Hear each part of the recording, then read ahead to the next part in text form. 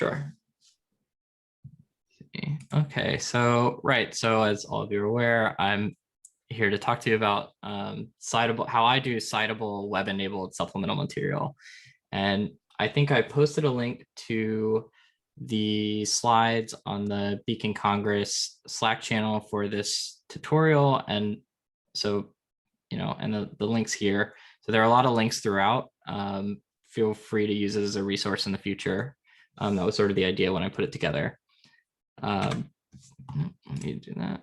So I just want to acknowledge Matthew Moreno, who, I don't know, about 50% of the ideas that probably over 50% of the ideas that I get for doing things on GitHub or doing sort of open science sort of things, making my work more accessible, I get from Matthew. And just following, if you're not following Matthew on GitHub, you're really missing out. So I strongly suggest giving him a follow. And the other thing I want to note before I get started is I moved last week. And so here's a picture of us unpacking our apartment to start a postdoc at the University of Michigan with Luis Simon. And yeah, so my brain is a little fried. It's been a whirlwind of a week. So yeah, definitely interrupt if I say nonsense and ask. Okay, so just a little bit of a roadmap on what I'm going to be talking about today. So the first thing I want to do is get everybody on the same page. So what is supplemental material? Why bother with it? Hopefully, we're all already familiar with this. Let's see. You might be able to hear maintenance in the background because our blinds are broken and they got to repair them. And this was the only time, so that's good. Okay, yeah. So we're all going to get on the same page. And hopefully my blinds are going to get repaired. And then we're going to talk about how to create supplemental material using GitHub and Zenodo, or Citable supplemental material. And then I'm going to go over some additional tools that I use to sort of compose extra fancy supplemental material. Right. So what is supplemental material? So it's basically just, at least to me, and this ill-defined document or collection of materials associated with a publication. That could be a journal article, a conference article, whatever, a book, etc. And sort of there's an asterisk next to the collection of materials because some publication venues have like very, very specific requirements for what goes into the supplement. So your mileage may vary. So, right, it's this ill-defined thing. And so here's just an example for a conference paper that we published a couple of years ago. The supplemental material is just this thing that is associated with the paper on their website that you can go in and you can download. And so these supplemental material often includes data, your code, extra mathematical equations or derivations, extra graphs and analyses, other results that you couldn't cram into the main manuscript, guides for replication, which are particularly important and useful, and then other methodological details. And all of these things are especially important for publications where you're using computational research. They're important for all types of research and publications, but especially so for computational research. At least that's my bias as a computational researcher. And so, right, so here's just a little example from the Evolutionary Computation Journal about like what they define supplemental material as.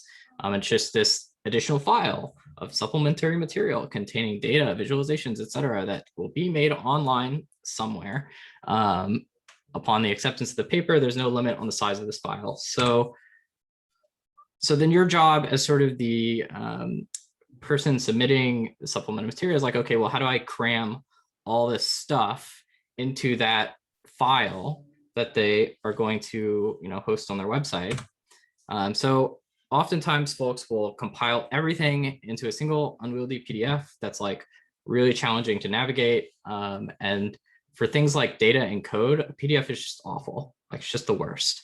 PDFs can be quite nice for like extra math equations, things like that. For data and code, please don't put that stuff in a PDF.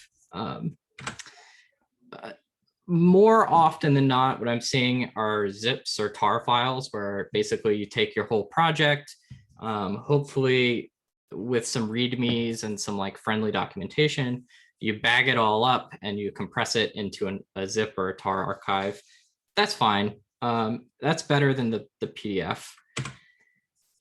What I'm going to talk about today is using a GitHub repository or something like the Open Science Framework. But I'm going to focus on the GitHub repository as sort of an alternative way to sort of package all of these things together and associate it with a publication as your supplemental material. And so, right, before we get to that, you might be asking, well, why bother even taking any extra time? Like if you're just tarring everything up into a big compressed package, that takes no effort and that's really easy. You just like right click, zip, send it off. So why even bother with like extra fancy things? Especially because your reviewers are probably not going to even look at your supplemental material. So there are a whole bunch of reasons to bother. First off, transparency and openness. So I think all of us here value transparency and openness in science and research and what we do. So, that's a great goal. Your code is a really important component of your work. So including your code, the analysis scripts, the experiment code, et cetera, as part of the supplement is sort of an important component of the paper. More practically, so that other folks can replicate and extend your work easily. I'm much more likely to build on someone else's work if it's easy for me to replicate it. Even more practically, it's so future you can replicate and extend your work. There are definitely times where I'll write a paper, has some software associated with it. I'll drop that work for a year or two. I want to come back to it and extend it later. I have no idea what I was doing 2 years ago. Good supplemental material that has a replication guide and all the stuff packaged together really helps future you. And then also something that I found to be incredibly useful, like even if you never plan on extending this work again, you don't care if anyone ever reads it. Okay, maybe you care about other people reading it, but you don't care if anybody extends it. The very process of putting together thorough supplemental material can uncover bugs and problems. So I've had this happen to me where I've been doing some experiments, some evolutionary computing experiments, and the very step-by-step process that I went through to put together the extra supplemental material and the guides to replication uncovered bugs that made me have to pull the like if I had submitted this manuscript and it had gotten accepted as is, and then I discovered these bugs later, I would have needed to retract the paper. Like they were that like changing of the result. So doing a good job with your supplemental material and sort of working it into your workflow as you go can really help you find and find bugs and problems.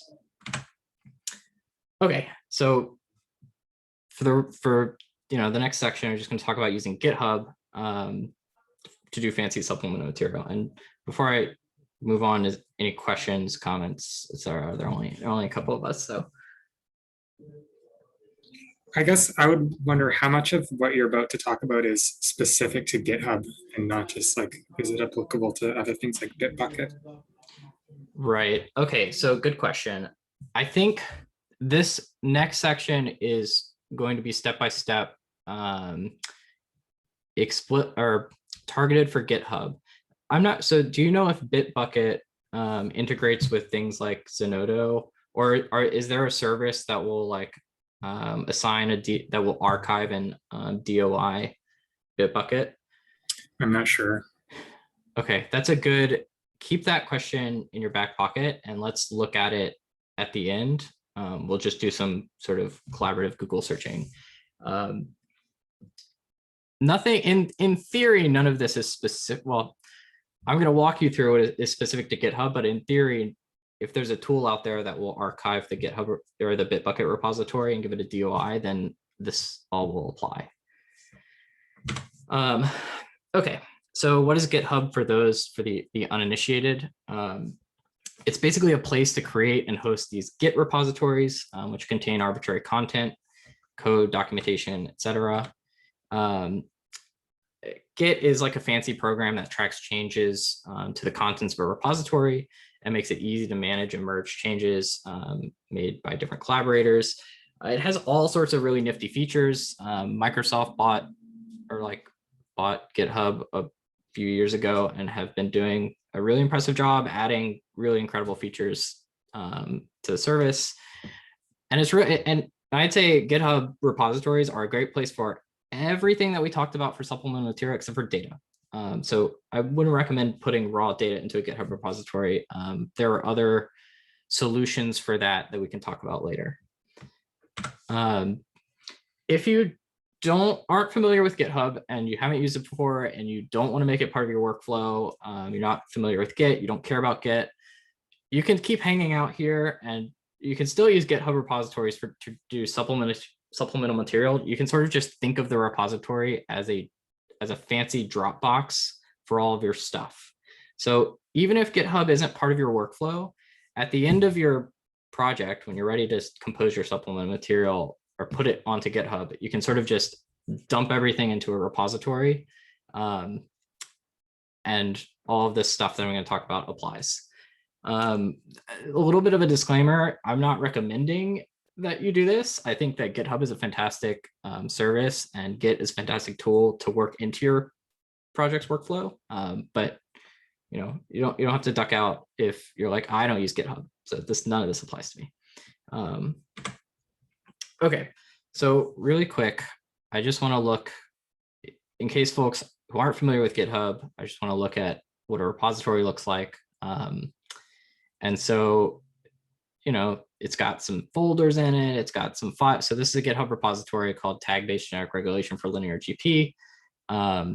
It's one of the repositories associated with one of my publications. It's got folders, it's got files. Again, think of it sort of like Dropbox, like fancy Dropbox. It's got what's really nice that sort of makes it way nicer than Dropbox is that it just does smart things. So if you have like a README file inside of your repository, it'll just render that for you. So whenever you go to GitHub, it's like, oh, you've got a README, let me just render that. And that's really nice. And right, so this is what a GitHub repository looks like if you've never seen one before. Okay. So doing citable supplemental material with it.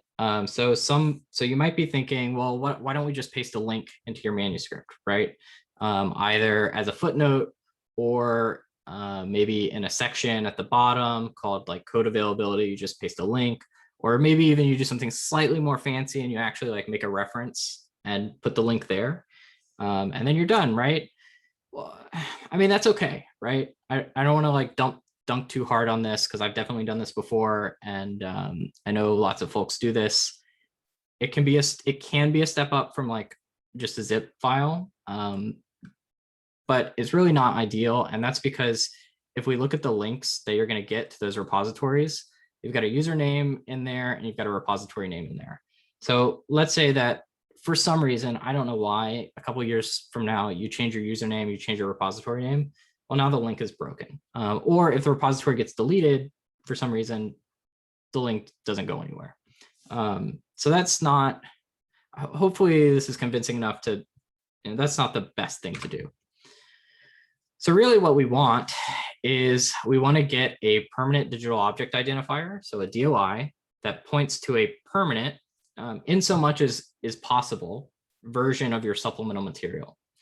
And so our end goal is if we can like create this reference for our supplemental material that has a DOI, and then if you want to be really nice to people looking for it, you can provide the link that might be broken. But DOI, really important. We want a DOI. The other sort of thing that we want, that we're going to accomplish with GitHub, is that we want these materials to be stored independent of the journal or publication venue, so that we don't have to follow any of their rules. Like that single file rule from the Evolutionary Computing Journal, like I don't want to follow that. I think that's a crappy rule. It's not a crappy rule on their end because it means they only have to host one file, but for me, it's a crappy rule. And then if we sort of accomplish this, where we have this fancy reference, we get to do neat, clean things in our text like this, where here's this sentence about extra experiments that we ran that are all the details of which are in our supplemental material. And we, instead of like having this unwieldy, see details in our supplemental material, would just toss an in-text citation here. Because, the reference tells them where to go look. Okay, so that's sort of the end goal here. So the actual step-by-step guide, this is sort of ripped mostly from this GitHub guides citable code guide. So like, yeah, go look there. It's great. All the GitHub guides are great. Let's see. So the very first thing you'll need to do is have an account on GitHub and have an account on the service called Zenodo. And these are both free, and you can log into Zenodo using your GitHub account. So that's nice. Then you're going to create a GitHub repository for your project or your paper or whatever. And, hopefully you give it an informative name and description, etc. And if GitHub and Git are already part of your project's workflow, you've probably already done this. And then just a little note with the Bitbucket thing, those are just Git repositories under the hood, right, Stephen? It's just hosted on Bitbucket. Yeah, as far as I know. So I use it just like a regular Git. So like, even if Bitbucket doesn't integrate with Zenodo, which I would be really surprised if it didn't, you could, if you wanted to do something like this, just even if Bitbucket's part of your workflow, but you don't mind sort of duplicating the end repository on GitHub, you could just add another remote to your repo and just push up your whole Bitbucket repository into a GitHub repository. But yeah, that might get a little, a little messy because now you have two remotes that you're worrying about. But okay, so after you create a GitHub repository, you can just shove whatever you want inside. Don't shove raw data inside. GitHub doesn't handle that very well. And if GitHub's already a part of your workflow, you've sort of done this as you've gone over the course of your project. I'm not talking about here in this tutorial, I'm not talking about like the actual commands you would use to do that, but I'm totally afterwards, or if you want to email me, I'm totally happy to like Zoom and talk and like actually go over how the command line commands that you would use to do this. Okay, so next thing you do, you just log into Zenodo using your GitHub account. So, you go to the Zenodo link, log in. At the top right, you should see your username. You click the drop down. You want to go to GitHub here. And then after you click on this link, it should take you to this list of repositories that Zenodo sees on your GitHub account. And all you need to do is click the switch. So just to turn Zenodo tracking on. And actually, here, I can just jump over here. So here's Zenodo, just zenodo.org. I'm logged in. I'm going to click here, go to GitHub.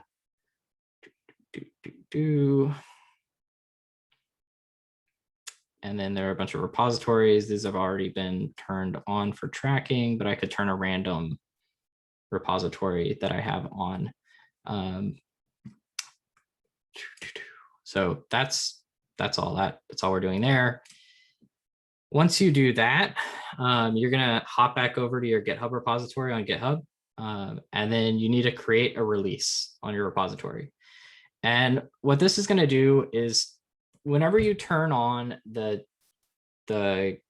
Zenodo's tracking on a repository, like when we flip that switch, that's basically telling it to like, hey, pay attention to this repository. If there's ever a release, I want you to, behind the scenes, download that release onto your servers, do whatever you're going to do to it, and then save it, archive it, and then give me a DOI. So yeah, basically this isn't difficult. I usually make the mistake of doing step 5 before 4, and then I get frustrated because like, oh, Zenodo didn't see the release, and then I have to like do either delete the old release, or it's fine. You always want to do 4 before 5. Okay, so right, so making the release. Once you do that, give it 30 seconds, and Zenodo will basically give your repository a DOI. And so when you go back to that list, so let's do that. When you go back to this list, that repository is going to have a DOI under it. And you do something fancy like click on that and grab a badge, and just, you'll have a pretty badge that you can put on your GitHub repository. Right. Okay. Yeah. Step 6, get a fancy badge, because everybody likes fancy badges. You basically just copy and paste the markdown badge into your README, and you'll get a fancy badge, and that's fancy. And then you can cite. So because it's got a DOI and it's on Zenodo, let me go back to this thing. I'm just going to click on this, click on that. Okay, so here's the archive of, the 2018 standards workshop notes for some reason. Right, it just generates it. Here's the for free. Here's the citation that you need to put into your paper. You're doing LaTeX, well, it'll give you BibTeX. And you just copy and paste this into your reference manager, and you're good. Right. Present. Okay, so I just want to say, if anyone wants to do this and is like, hey, I remember, in a month from now, 2 months from now, a year from now, whenever you want to do this and you get stuck or you want some help, seriously email me. Like, even if you're watching this recording and you're not at the tutorial and I don't know who you are, seriously, email me. I'm happy. Like, this is fun for me, and it's really easy to do. So I'm happy to help. Okay. One other really cool thing about GitHub repositories, and it's sort of, is that they just added this new feature where you can add a citation.cff file to your repository, and you can put some information inside of that file in a particular format. Check out these links for information about the format. And GitHub will automatically, like when you push that file, put that file into the repository, GitHub will automatically say, hey, I see that you have a citation.cff file. It'll add this button to your GitHub repository that someone can click on, and it will give them the, by default, the APA or the BibTeX citation information.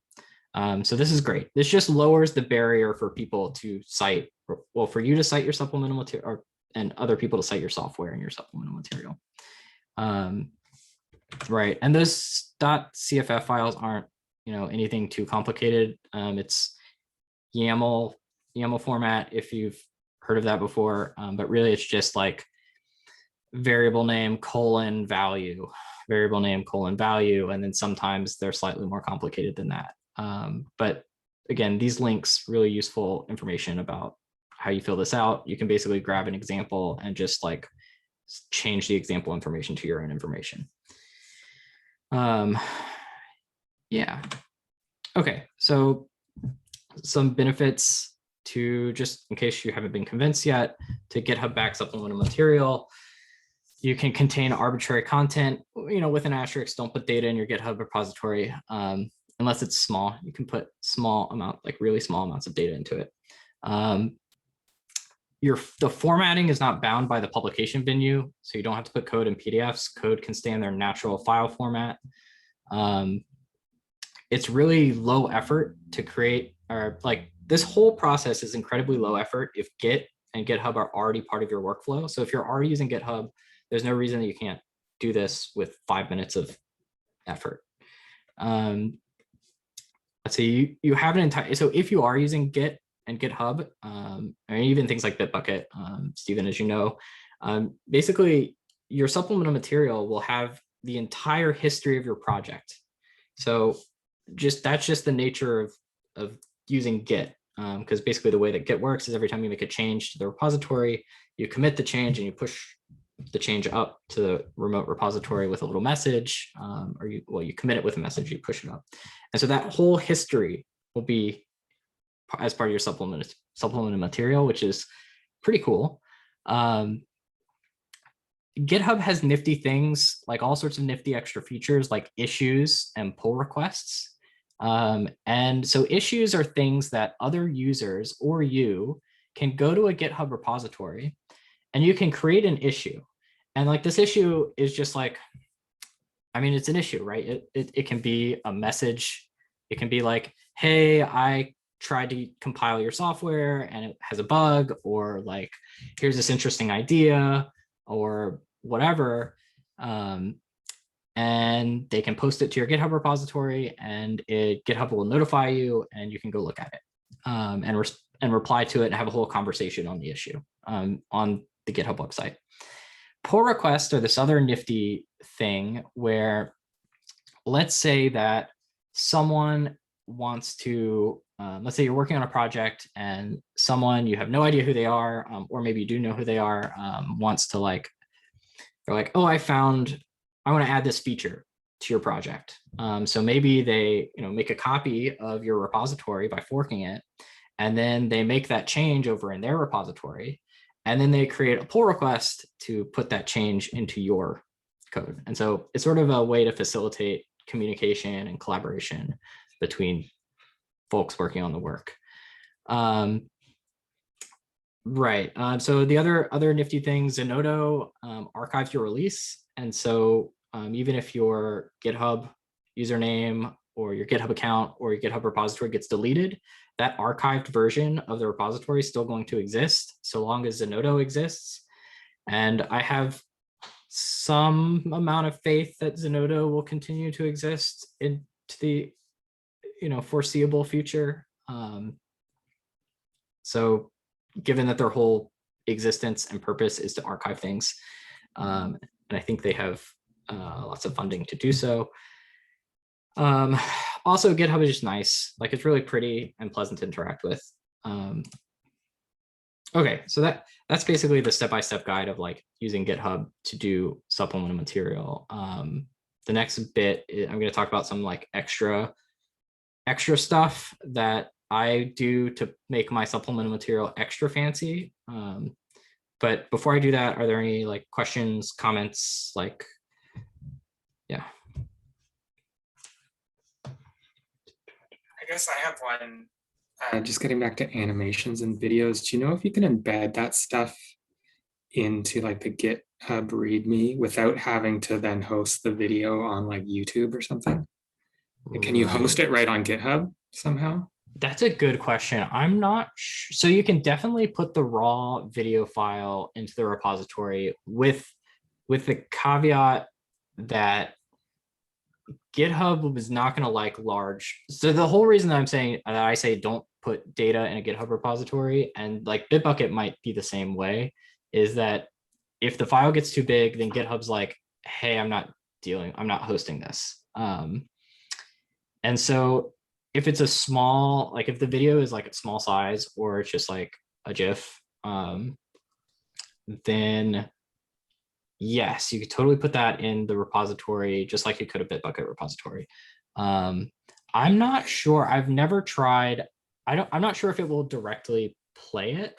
Yeah, that's more what I'm wondering, like if there's some kind of player. So I will say that animated GIFs, it will directly play. I don't know about videos, right. But if, depending on what you're doing, if it's small enough, you can turn it into an animated GIF and then it will definitely play. Right. And the other thing is that, so one of the things that I'm briefly going to talk about, and we can talk about it more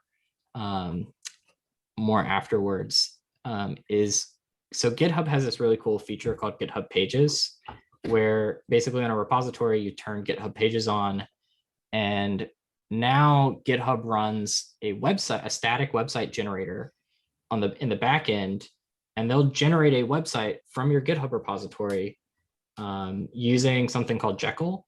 And even if you don't know anything about Jekyll, this is a useful thing because it will interpret that README and it'll just create a really basic website for you out of that README.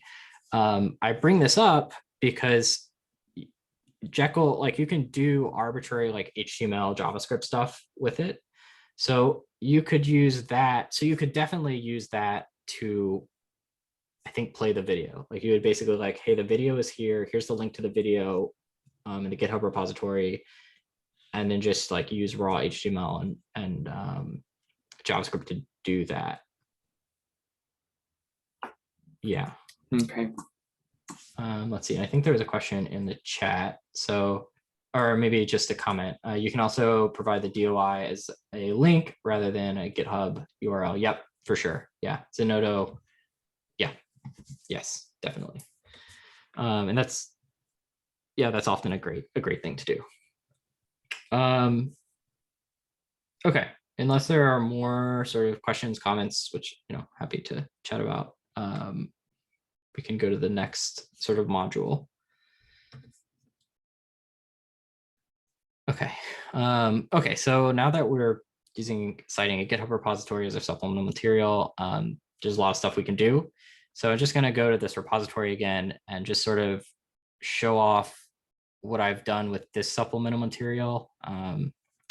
So basically, here's my repository. It's got all that stuff in it. It's got that cool citation.cff in it. So it'll tell me how to cite it. Inside of that README, you can put on a bunch of fancy badges, and everybody likes badges. They look nice. And also in practice, they like, it's sort of like gives you a quick, at a glance, here's some information about the repository. So like, you know, you can link to your preprint in the badge. And like the nice thing is GitHub will just like render this for you. So like a lot of things will give you the code to make a badge. And we can actually, if I look at the raw, like under the hood, the badge is just like some markdown code, right? It's just an image, like this is how you do an image in markdown. And that image is a link. That's it. Nothing fancy. So like for this, this publication has a preprint associated with it. So like I have a preprint badge. The repository is the supplemental material, but we did something extra fancy with this repository where we actually turned it into an ebook. So like our supplemental material for this project is an ebook, which blew my mind when we put the whole pipeline together, because that's just cool. And it's like a really, it looks good. Like it's a nice ebook. I mean, you know, like don't read the you know, the content's all boring supplemental material content, but like it looks pretty. I lost the thing. Okay. Yeah, so basically I'm going to step through some of the tools that we use to do that. Yeah. Okay. So one of the tools, and this is what I like to use usually for hosting, well, hosting and giving data a DOI, although more is OSF, so Open Science Framework. The Open Science Framework, you can actually use a lot like GitHub. It's not really Git under the hood, so like you don't get all the features of GitHub, but you can sort of treat it like a fancy Dropbox. So like if you don't want to use GitHub, you could use OSF, and like most of the things that I talked about before about like archiving and having a DOI, like OSF will do that too, sort of just built in, which is nice. Recently, they did put a 50 gigabyte limit on like the amount of stuff you can shove into an OSF repository. So like I can't directly recommend them for just dumping all of your data anymore, like I used to. But OSF does have like integrations with like Amazon Web Services, sort of other cloud storage things. So that's something to look into if you've got like way more data. And also most, like if you're used to working with huge amounts of data, and you have some service that you like to use, if that service has like a reasonably large community, chances are it has integrations with OSF or with like GitHub or something, and the different services will play nice to each other. If there's something that you use in particular, I'd be happy to like afterwards, we can sort of look at it and then see what it integrates with and see if it plays nice with this whole sort of ecosystem. other thing nice about OSF is that there's a Python library and command line client. So like if you're on a HPCC and you don't want to bother like downloading the data to your local machine and like push and then manually going to the OSF website and dragging and dropping the data into the repository, you can just use this use this command line client as part of your workflow and push basically through the command line, put all of your data automatically into the repository. So that's nifty and useful. Let's see. I see a question about Box. Yeah, Box is the cloud service provider that the University of Texas uses for most of their, I guess, archival storage. Yeah. So it would be interesting if there's integrations there, either just to point to the Box because there are shareable features with Box, or if Box directly uploads to OSF. Yeah, no, that when we can definitely, I'd be happy to like sort of collaboratively Google that after this. Yeah, I haven't used Box or know anything about Box, but that's cool. And hopefully it does. I wouldn't be surprised if it does, but I'm not sure. So it just depends on how widespread, like how common of a tool is. I can also just poke around and find out myself. Sure. Okay, so OSF for data hosting. That is a thing that I usually do. Let's see, GitHub Pages, I talked about a little bit, but it's a nifty feature of any GitHub repository. If you go to a repository and you go into the settings, you go to this Pages tab, and there's literally a button that you press that turns on GitHub Pages. And now all of a sudden GitHub renders a website or generates a website using the contents of the repository. And this can be you can put as little or as much effort as you want into building a website using GitHub Pages. And so sort of the minimal requirement is that you have some markdown files in your GitHub repository, because what Jekyll will do, and Jekyll is the tool that GitHub runs behind the scenes. So you don't need to know anything about it other than when you upload stuff to GitHub and you have this GitHub Pages thing turned on.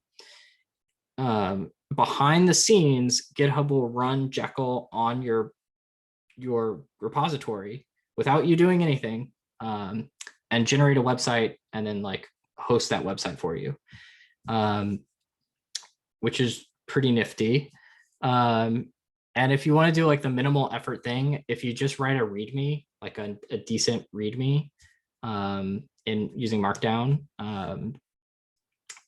it'll turn that into like a pretty decent website.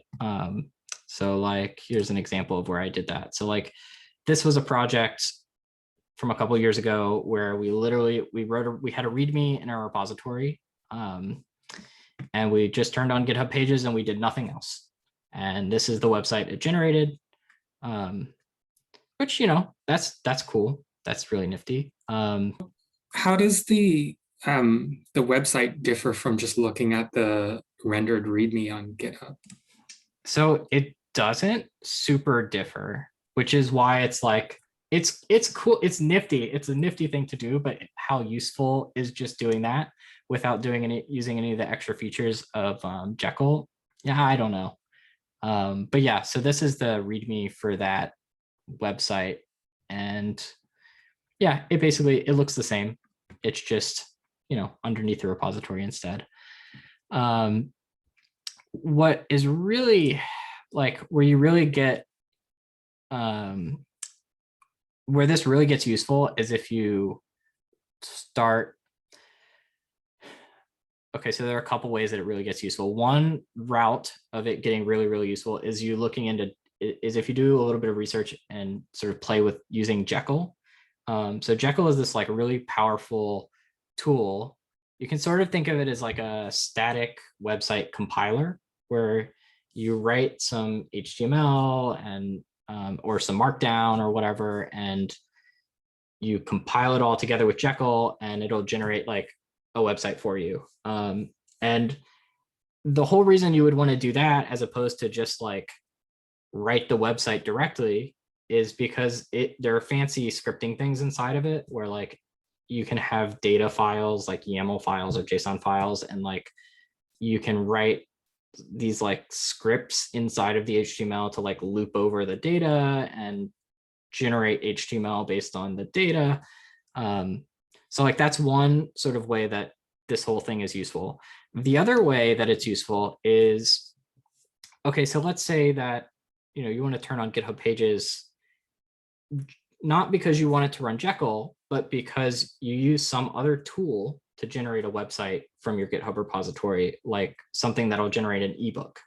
Then you turn on GitHub Pages, there's a way to tell it that you don't want it to use Jekyll, and then it'll just render like index.html if there's one in there. And that's sort of another way that GitHub Pages is useful. And I'll show you an example of that. Right. Okay. Yeah. So GitHub Pages, that's nifty. We talked a little bit about README badges. README badges are just like a cool thing to do, makes you look cool. I'm always impressed. Like if there's a repository with Git badges and a repository without badges, I'm always more impressed by the repository without badges, or with badges, just because badges are pretty. One thing that I want to point out is this, like a lot of Zenodo a lot of things will like give you an option somewhere to like generate a badge, like OSF, I think, Zenodo, Docker, if you use Docker, they have an option, like there's a little drop down and like generate a badge and it'll just generate it for you. For some badges, maybe you want to make a custom badge. And so this website right here is really useful for that. So let's see, we'll just make a badge for google.com. Wait, did I do? Yeah, okay. Google message, hello, color, red. Okay, now we made this is really tiny, you might not be able to see it, but like with basically zero effort, we made a sort of useless badge that says Google Hello. So this is a nifty tool for making badges. That's how I make these like preprint badges, or like a badge to go to supplemental material. Those are all custom badges. Okay. Other sort of thing to make fancy supplemental material for our users, R Markdown is awesome. It's basically a way to interweave R analyses with Markdown, like all in one document. So it's something, I think it's called like literate programming or whatever, but it's basically like it lets you sort of write some, text about the analysis and like justify why you're doing it the way you're doing it, or like explaining in plain text what you're doing, and then like putting the code there. And like R Markdown is awesome. What's really cool is if you sort of write, you make this R Markdown file, there's a tool called Knitter that will knit the R Markdown, or you can think of it as compiling the R Markdown file into an HTML page. And then this is where sort of that GitHub Pages feature of GitHub starts combining nicely with other tools. So like, let's say that you want a website and you don't want it just to be like that plain README.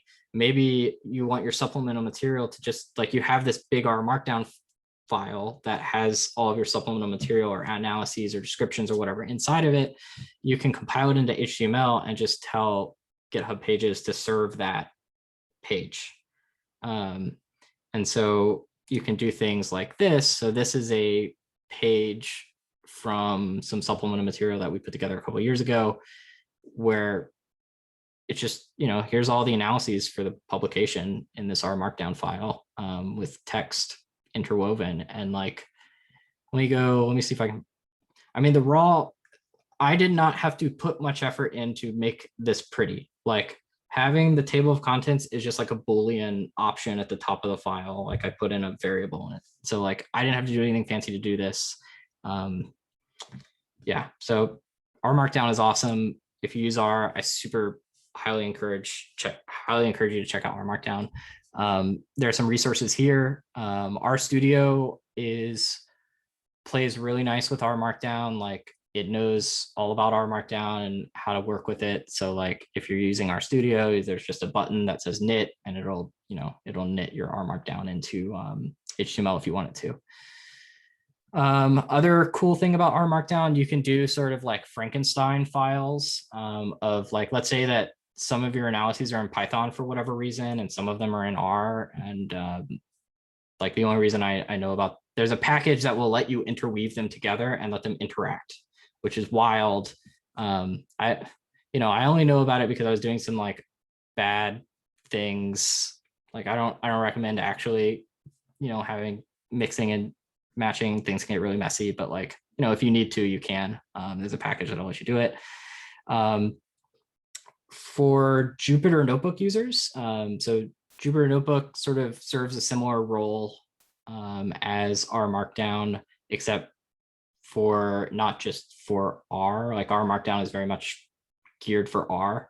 Jupyter Notebook has Python and all sorts of different kernels that you can throw in for different languages. You can do a similar sort of thing where you take your Jupyter Notebook and you can export it as HTML using this tool called NBConvert. I haven't actually used this because I don't use Jupyter Notebook, but it looks like it does basically the same thing. And so you could do a sort of a similar thing with your supplemental material where all of your analyses and stuff is in this like Jupyter Notebook. You want to generate a web page with it, you could use NBConvert. Pi2R is the other way around. Oh, cool. I did not know that. That's awesome. So it sounds like Pi2R is basically like Reticulate, but the other direction. Okay, so Bookdown is another nifty tool that I use for supplemental material. And this is the thing that I use to turn things into a fancy ebook. So Bookdown plays nice with R Markdown. It plays nice with some other things, but it plays really nice with R Markdown. So if you're going to use Bookdown, I super recommend R Markdown as sort of the raw code / text you use to generate the book. And basically it's a tool that will compile all of your R Markdown analyses and just regular Markdown into an ebook.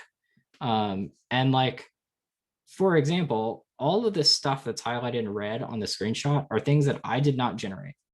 I didn't write any code to do that. I didn't write any code to have these like the search bar, or like, I think this changes the size of the text, or these social media things. I didn't write any of the code to do that. I just wrote my analyses in R Markdown and then stitched it all together using Bookdown. So that's really cool. The other really cool thing is there's a way you can use BibTeX for citations and references. So you can have actual like nicely formatted citations inside of your supplemental material that's on the web. Super nice.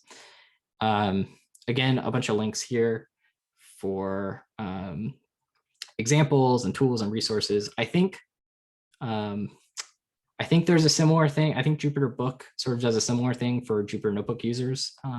Again, I haven't used it because I don't really use Jupyter Notebook, but I don't know. If anybody uses it, let me know how it goes. I'm curious. Okay, so other sort of thing, feature of using GitHub for supplemental material that's really useful. And this is sort of in a different vein to like a few of the last couple of tools we're talking about, like web-enabled supplemental material, having a website, like a fancy website that is where you go to look at supplemental material. GitHub Actions is this really, really nifty, useful feature of GitHub. So basically any repository, you can sort of wire up these GitHub Actions that anytime you put stuff or update your repository, you can tell, depending on how you update the repository, you can configure a particular action, a GitHub action to run. And these are nifty for like automatically.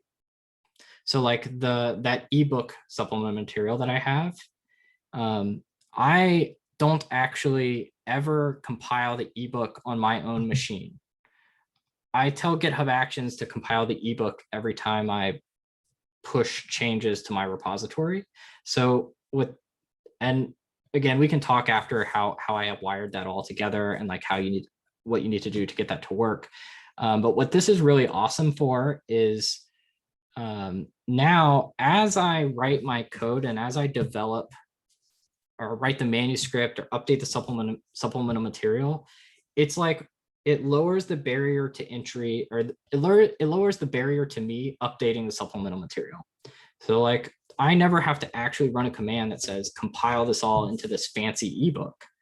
I just have to like make, as I'm writing my R analyses and putting them on GitHub, it'll just toss them all together and like update. So as I update the analyses, it updates the supplemental material automatically, which is nice because as folks are probably familiar with, anytime you personally have to do a thing to update something, whenever you make changes sort of that should be reflected in that thing that you need to do some action to update, you're really busy and you often forget to actually run the commands to like update the thing. So using GitHub Actions to automate everything is highly recommended. Let's see, one other tool that I use a lot, or not, I've used recently is Docker and Docker Hub. These are really, you can sort of think of this as a way to document and provide the computational environment that you need to replicate your work. So what you can do is you can write a Docker file that describes the minimum set of things that you need to run your code, like to redo your experiment, and put that Docker file into the GitHub repository. And now, even if you don't use Docker Hub and you just write a Docker file, now someone has that Docker file that later on they can, like maybe you did all of your work on Linux or whatever, and somebody down the line has some weird machine that like isn't compatible with anything. They could use something like Docker to like create a virtual environment, and you use the Docker file that you provide to like recreate the environment, the exact environment that you use to run your code, and they should be able to replicate everything like really easily without having to like, oh, I'm on Windows, the commands are different, blah blah blah. So that's also sort of a wonderful tool for including in your supplemental material. Okay, so that's all the stuff that I have in terms of fancy tools that I use. Yeah, and so I guess we can use sort of the last half hour. I think this goes till 3:30 to sort of chat, collaboratively Google stuff. This whole talk, I've been really curious if Bitbucket has these sorts of integrations. I think it does, and I want to Google that. So actually, I want to do that, and we can. I'm happy to take any questions, and then I also prepared these discussion questions of things that I'm always curious about talking about. So yeah, can we jump into these questions, because I'm actually excited to talk about a few of these questions already. Yes. Let me. I have to satiate yeah, I my kind of looked into curiosity. that. It looked like they were saying something like it doesn't have native integration, but I think maybe like through the Git backdoor you were talking about. I was actually curious. I pulled it up too. You guys got me thinking about that, and I was just like, I don't even use Bitbucket, but now I'm curious.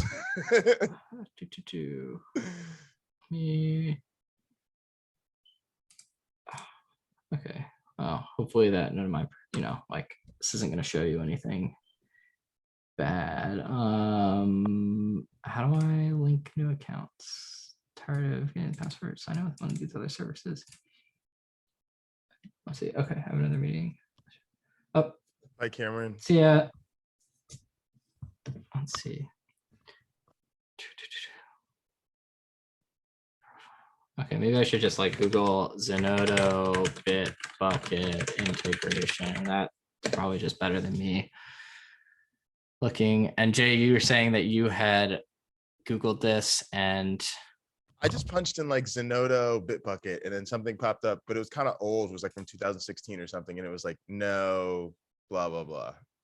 That was Huh. interesting. Interesting. Let me see if I can find that. Huh. Well, Oh, no. What I typed in was Bitbucket DOI. oh, gotcha. And then yeah, I have this link that says how to create DOI for Bitbucket. Okay, so apparently support for Zenodo is an open issue. Contact was made with Zenodo asking for Bitbucket support. So when was this? This was That's 2016. exactly, that's This is exactly, like, yeah, that's okay. exactly what I found. Yeah.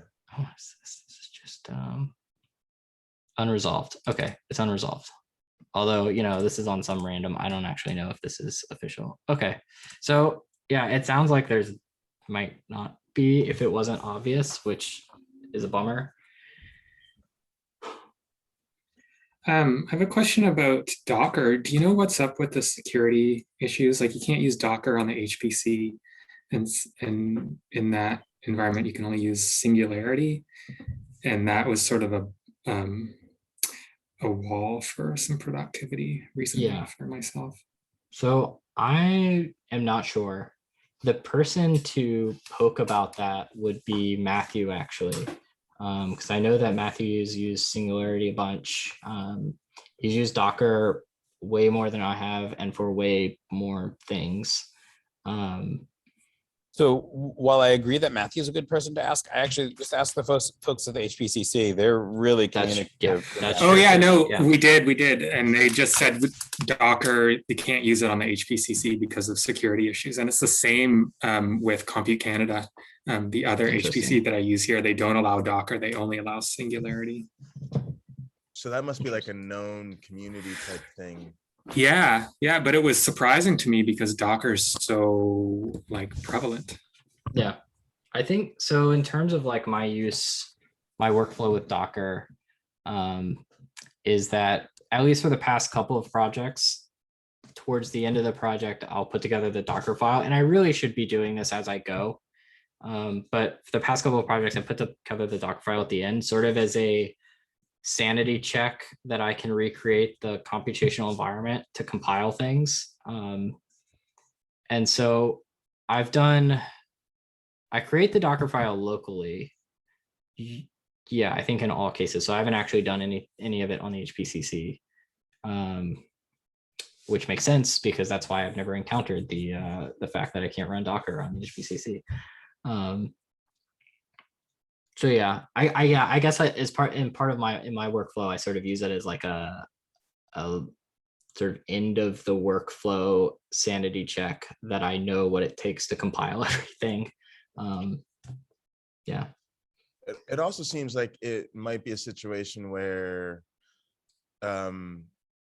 maybe you can use it as a local solution if all of your configuration and stuff is the same, right? There's nothing to say that like, even if you can't say rerun my tech, because I use the HPCC too, like, okay, maybe you can't rerun my stuff on the HPCC, but you can use this to test, do you have the packages that you needed for my plots? And do you have the right Python versions of SciPy and whatever else? And sometimes what I do with my projects is I create little snippets that could easily run in 5 minutes on anybody's local machine that are just sort of micro versions of my actual experiment. And so you could use that like as a sanity check, and then you're on your own as far as how because if a person's really going to replicate your whole experiment anyway, they're probably going to have to use whatever parallel system they have access to in the end anyway. Yeah. And I guess, Stephen, are there when you're inside of a Singularity container, like, can you play with Docker from inside of the Singularity container? Like, I guess, can you make the Docker file useful there? So Singularity is supposed to be able to work with some Docker files also. So I just posted a link explaining the issue. Apparently Docker gives you super user access on the system, And as such, that anything that's a multi-user system, you can't allow Docker usage, where Singularity preserves user access. So it's like a pseudo issue or whatever, basically. Yeah. Right. Yeah, I haven't actually used it that much. We were just using it for one project, in which we had a bunch of collaborators working on different operating systems with different code bases and different languages, and Docker really made sense. But then when we tried to transport the experiments to HPC, we ran into this issue, and we didn't really follow through with trying to get it to work. We just sort of ended up working on our own machines, but it seemed like I was just really surprised when we ran into that issue. Yeah. So like the other sort of use case that I use for the Docker file is to set up continuous integration testing via GitHub Actions. So like with the GitHub Actions, it's really easy to run a Docker, basically create an image with the Docker file and then like do stuff inside of it. And so it's a way to facilitate testing, like doing the continuous integration testing as you go with GitHub Actions. That said, there are some like limitations with GitHub Actions that you could run into if like, compilation or like some part of the tests like require a ton of data, and then GitHub is like, no, you can't put that much data inside of this node that we're giving you for a little while. But yeah. And if you clone a repository on your local machine and then look at the README just with your web browser, does it basically look like the GitHub site? Or will specific things be missing? No. So, okay. So I think maybe it depends. Okay, I'm going to try something that I've never tried before, but I think should work. Okay, so here's a README from this GitHub repository. It's got this nice badge and all this rendering. So like, if I were looking at this on my local machine, I think it would look, I use VS Code for a lot of stuff. GitHub has this really wild tool where if you press period on a GitHub repository, it'll load up a web version of VS Code. And like, I think I could actually like edit this stuff. Okay, so that's the preview. Where's the README? Here's the README. So if I'm editing on my local machine, the README looks like this. So it's marked down on the back end. Now, VS Code and like some other editors have like fancy preview features. I was just gonna say that I do the same thing, and this is what I'm used to looking at, the side by side. Yeah, but this is basically what it looks like whenever I'm doing the README locally. Like this is basically what I'm, just like Jay said, this is what I'm looking at basically.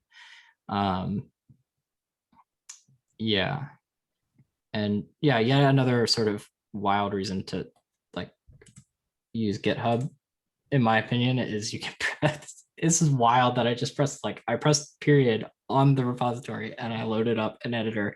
I think I can actually edit this and save it, although I'm sort of afraid to. Yeah, don't save that typo. I was just wondering about the easiest way to sort of interact with this stuff offline, if it's possible. So like, which stuff specifically? Everything, essentially. Like if you wanted to, rather than just having the paper PDF, if you wanted to also be looking at the supplementary material offline, is that where the ebook comes in handy? Right. Okay. So this, I think that point exactly is the biggest downside to all of this framework for doing supplemental material, is that yes, the ebook so if I go to an ebook, I think that's not the ebook. Did I split here? If I go to the ebook, there is this one has an ebook. ebook. Okay, there is a download as a PDF option. It's not that great. So like this is the big downside with sort of doing web enabled supplemental material, is that you really do want to interact with it on the web. But you could download the ebook and look at it in an e-reader, right? Or either on an actual e-reader or just on with an e-reader program on your laptop or whatever. Think yes, I haven't. So like I had, so the extent to which I've played with the ebook generator tools have been to generate HTML and generate PDFs. So I haven't like generated any formats beyond that. So like I'm not sure how good the product is for whatever format like a particular e-reader would need. Like if it's just looking for a PDF, honestly, the PDF is not that great from Bookdown. I'm sort of hoping that as more folks sort of use Bookdown to write like actual books, because like Klaus Wilke's data visualization book is all done with Bookdown and R Markdown. And I think sort of increasingly more folks are writing like ebooks with Bookdown. I'm hoping that the PDF output gets better. But currently there are just some issues. So like it's mostly okay, right? Like here's a table of contents. You can click to different chapters. Where the real issue is are like the embedded code. It's not very smart. So like if you go over a certain character width, it just like overflows that on the PDF. And like, so I'm never really, I don't ever advertise the PDF of this web enabled supplemental material because honestly, it's not very good. But Alex, you could probably, if you were concerned about this, there's probably maybe a different way to go from the same thing, right? Like you wouldn't have to use Bookdown necessarily as the best Right. conversion for say like something you had in R Markdown, that there might be Sure. a better Right. tool Right. for Yeah. that. No, you're totally right, Jay.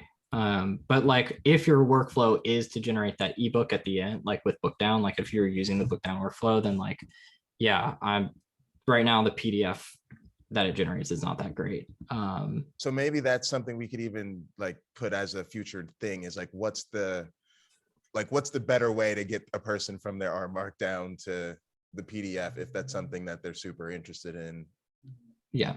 And I think R Markdown, like if you just knit to PDF, I think that looks good, but I don't remember. So like R Markdown and Knitter and like Bookdown are all sort of part of this, like the same collection of development folks work on all of them.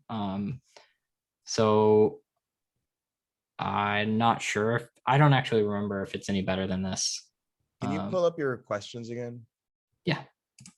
All right. So one of the things I was thinking, because I kind of want to get through some of these. One of the things I was thinking as far as downsides is, and this is going to sound bad, I don't have any other way to put it though, is like thinking generationally. A lot of times, some of us that are more like on the program end, we're often working with biologists and people who are either one, older, or two, not as computationally oriented. And so I could see them not necessarily gravitating towards this right away. And then maybe even an issue for some of us as far as putting time into some of these things and being like, look, this is a really important way to how I think we need to like future proof or best practices on this project, really finding a way to like communicate that to people who are just not used to doing it this way. And quite frankly, they've been doing it for 30 years in some other way that has worked perfectly fine until now. Sure. And they're just not I mean, learning curve friendly. I would, so like if they're doing, again, a lot of this is geared very much towards computational work, right? Like a lot of these tools are so much easier to use. Well, not, it's just that you're probably already using a lot of these tools or something similar if you're doing computational stuff. So the barrier entry there is lower just from, your folks' background. You're totally right though. For folks who are not doing computational work and don't do computational work, or like their computational work is done in a way that maybe was, what's the right way to not being disparaging, but like, you know, it was at it ahead of its time or current, you know, 30 years ago, which is fine. Like either you can do great work that way too. Then yeah, it might be the barrier to entry for this is totally downside. Yeah, there's a lot to learn. Yeah, and I think some of that can just be even somebody like you or me or some people that can help sell this to other people that are going to use it, and just kind of create talking points for them so that they can help with their collaborators. Like, hey, Joe, I know this isn't how you're used to providing supplemental information, but it's really important that I get X, Y, and Z information for you so that, you know, Right. it can be consistent with what everybody else is giving me on this project. There's just a few of those kind of ways to smooth it over when you just need something from a collaborator who isn't getting it. Sort of worst case. So like, let's say you're collaborating on a big group of folks, and some people are just, they're really only they want to give you a Word doc or like a PDF for their contribution to the supplement. That's, you know, it's not it's not going to play as nice as it could with this setup. But even if like they give you a PDF, and a PDF is an appropriate way to convey whatever information they're giving you, you can put the PDF in the GitHub repository and like render the PDF in a variety of ways using like some GitHub Pages stuff or whatever. So that's not, and I think even on GitHub, like if you click on the PDF, it'll render it below like at the bottom of the screen. So that's fine. I guess the biggest thing that I don't think is great, and like I think people just need to like learn new things, is if folks are putting code in places where code shouldn't be, like don't like Word docs or PDFs, or tables of data also aren't great in that format. At least like give folks a CSV. So yeah, I guess if I have a collaborator who's like giving me code in a Word doc, I might like prod them to not do that. Yeah, no, that totally makes sense. One of the other thing is while you were talking, I sort of got this idea of, I hate to say this, but like using this talk to like almost like boot up like a toolkit that is like, I don't know if it's like template based and there's like some videos that goes along with it, but the idea is to make it so that the average grad student or postdoc, you know, comes to like a presentation like this, has a couple quick hitter downloads, maybe a YouTube video to watch, and they're like ready to go, you know. And I would and my immediate thought was I would totally love to help you with something like that. And I was sort of thinking like, how do you get something like that published? Because I think it's a really publishable contribution, and maybe some folks here can help us think about that. And the other thing I'd like to do that I would totally volunteer to help you with is to make it a Python R fork in the road, so that it's like, whether you're a Python person or R person, we at least have those two bases covered. And if you're somewhere else, you can glam on, because some of the tools you were looking up, like R Markdown, I actually realized that R Markdown, I think, already allows you to sort of run Python. And I know some of those like Jupyter notebooks, you can use Python as well. So I'd love to have it like where you pop up and say, here's how you do it if you're working with R, and I jump in and say, okay, if you're working with Python, you know, it's same thing. All right, let's keep it moving. Yeah. No, that would be an incredible resource. Yeah, and I'd be totally game to help putting that together. I don't want to, like, I'm just I'm looking at my to-do list and I'm like, I don't want to do that right now. But it's just something we should talk about. Yeah, for sure. Because what I notice is, and I don't know if I think maybe I got the example from you or somebody, but I have like a good README that I started, and I noticed that is just like a template, and any other README I have, I copy it over, and then I adjust the contents. And if that's like a day one thing to do in your GitHub repository, right? And I was just thinking, if I already had that template set up and I had it with my actions, with my book down, if that was sort of already built into the template, I think most people would then just start every project that way, if that makes sense. Like it already have a couple sections organized for them, and they would just be like, yeah, every project I start with a Git repository. It already, you know, the very first thing I do is get my DOI and generate my book down. Even if the book down looks like an outline at first, they just know as they fill in, it's going to sort of autopilot from there. Yeah. And I especially like the sort of let it build as you go, because it's a great way to detect problems early. Like if something pops up and it like doesn't build, then like, oh, I know that I have a mistake in my R code because it crashed and didn't build.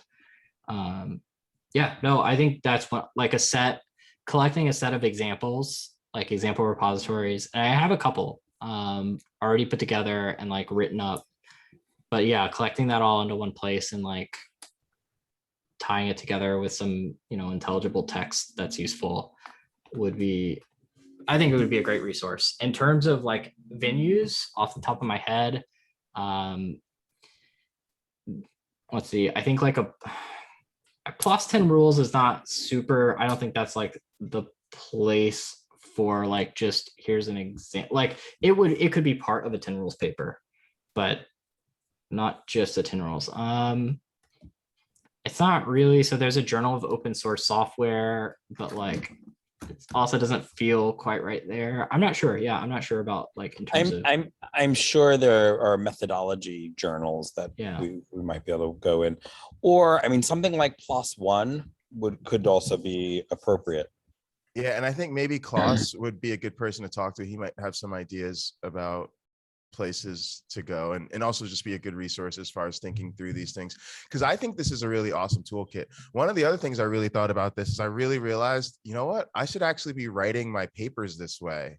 In other words, my paper should really start in the repository, where when I'm doing my data analysis and I'm first going through my methods and my analysis, why not do it then? Then it's there. And then when you write your methods and you write your manuscript, you're like almost referring to your own repository for your step-by-step.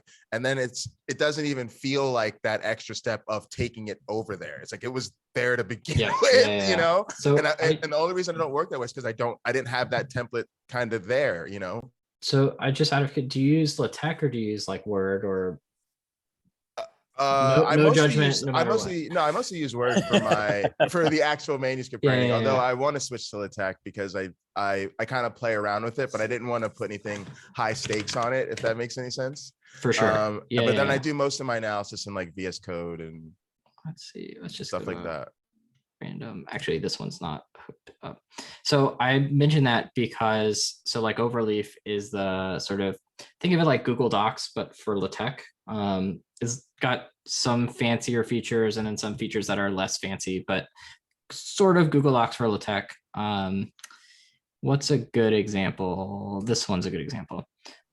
So just based on you mentioning, oh, what if the manuscript were a Git, like you just also put it into a GitHub repository. So like Overleaf just integrates with GitHub. And so if I click this GitHub, right, it says, okay, I've already done the work of, I mean, I've already pushed a button. And so this project is synced with a GitHub repository here. And so you can totally, like, if you use Overleaf to do your LaTeX editing, which I think is a good platform, it just plays nice with GitHub already. And you could totally put other things, like you can have your whole project in this repository if you wanted. And yeah, so the really cool thing about this, independent of, like, even if you have, like here for this paper, we have this repository that's just the LaTeX, and then we have another repository that's like all the code and stuff, because I don't personally like having all of my code and stuff also in the Overleaf project, because I don't want to like click through the folders and be able to click on C++ code inside of my, where I'm writing the manuscript. That's just a personal thing. The cool thing is you can wire up nifty GitHub actions to the repository that you sync with the Overleaf thing. And so like I have this convert to docx action that I was just gonna ask you about that because you work with collaborators who LaTeX would make their head explode, which is exactly why I switched to Word just for graduate school. Right. So Well, that's yeah, awesome. yeah. So like, I click on it automatically like converts it to Word, and I can, save it. And now I have doc wherever this is. Oh, I guess you can't actually see what I'm doing off of this web. Okay, so it doesn't matter. But yeah, you trust me that this output. Yeah, that's awesome. Yeah, I will say I've had success, like even if someone's not familiar with LaTeX, I've had success onboarding them onto Overleaf slowly. Like Overleaf has a rich text mode, which isn't terrible. And then also like under the hood, this is just like, it's raw text, and like you just type text, and some of the commands are a little like jarring when you first see it, but there are only a couple that you really need to know when you're writing manuscript. Yeah. And in terms of practice, Alex, how much do you integrate the supplemental right in the paper, like in terms of hyperlinks and stuff? If you're talking about something in a paragraph in the paper, do you hyperlink right to the supplemental in the text? Good question. So like, I think, this is a decent example. So in this paper, hopefully it still compiles. We have basically what I do is anytime in the text.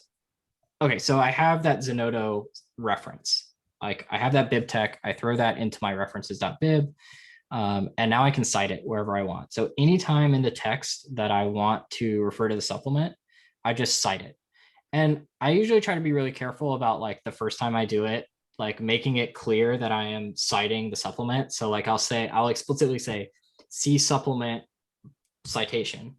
And then, so like, but then like lower down, maybe, further down in the paper, I might just cite it, after a sentence. And what I also like to do is have a software or data availability section.